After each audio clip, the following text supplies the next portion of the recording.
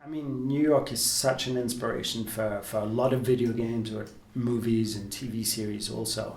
And I think one of the greatest things for us was being able to go to New York on many research trips, taking thousands of photos to get enough reference material, and then choosing, okay, these are the locations, these are the landmarks that we really want to use. And even in our approach to landmarks, every single one, we had to think of it in three different ways. One, what is the function of this building today in New York? Take, for example, Madison Square Garden. It's a sports hall, a concert hall. And what does that mean in terms of architecture? Two is thinking, how do we approach this location if there's a pandemic, if there's a catastrophic event? And using cues from things like Katrina, we see that, the stadium in New Orleans was transformed for something else. So having that sort of approach of a second layer of information is really great. And Madison Square Garden has been transformed into a field hospital. And then third layer of information is, and what happens if this structure has been attacked by a faction that is maybe looking for the medical supplies or resources that they need to. And having that sort of approach on all of the streets, on the main locations of the game, has been one of the things that I've preferred the most on this project.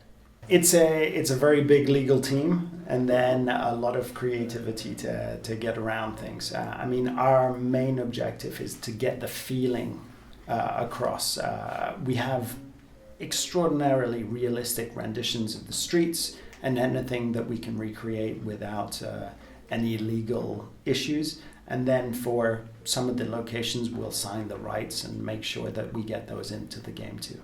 The recreation of Midtown New York that we have, Manhattan that we have, is incredibly faithful. It's an almost one-to-one recreation.